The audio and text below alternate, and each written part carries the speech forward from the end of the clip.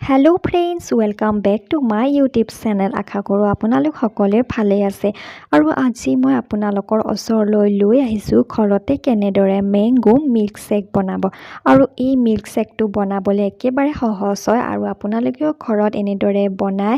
এবাৰ ট্ৰাই কৰি চাব পাৰে আৰু খাবলৈ বহুখিনিয়ে টেষ্টি হয় তেতিয়াহ'লে বলকচোন মই কেনেদৰে বনালোঁ আপোনালোকক দেখুৱাওঁ আৰু এয়া মই লৈছোঁ এটা আম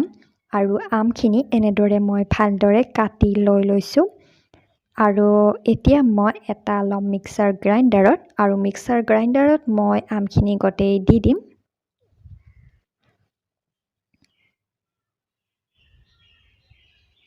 আৰু ইয়াৰ পিছত ইয়াতে মই 1 গিলাচ গাখীৰ দি দিম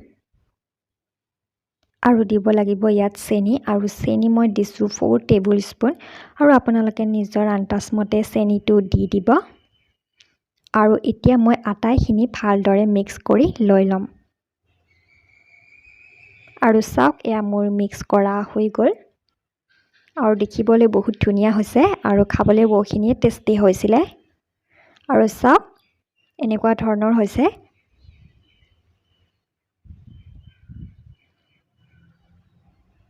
আৰু এতিয়া আমি লৈছোঁ ড্ৰাই ফ্ৰুটছ আৰু ইয়াৰ বাবে মই লৈছোঁ কাজু কিচমিচ আৰু চেৰি লৈ লৈছোঁ এতিয়া লৈছোঁ মই 2টা গিলাচ আৰু গিলাচ দুটাত মই এইখিনি দি দিম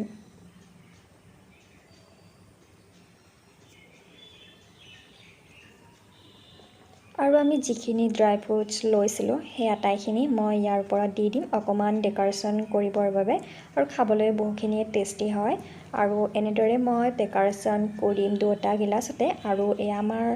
সম্পূৰ্ণকৈ বনোৱা হৈ গ'ল আৰু যদি বিচাৰে আপোনালোকে আধা ঘণ্টামানৰ কাৰণে ফ্ৰিজত থৈ দিব পাৰে ফ্ৰিজত থৈ দিলে ঠাণ্ডা হ'ব খাই বেছি ভাল লাগিব তেতিয়াহ'লে ফ্ৰেণ্ডছ এয়াই আৰু এই মিল্কশ্বেকটো বনাবলৈ একদম সহজ আৰু খাবলৈও বহুত টেষ্টি হৈছিলে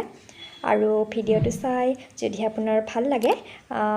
লাইক কমেণ্ট শ্বেয়াৰ লগতে মোৰ চেনেলটো ছাবস্ক্ৰাইব কৰিব ভিডিঅ'টি সম্পূৰ্ণকৈ চোৱাৰ বাবে বহুত ধন্যবাদ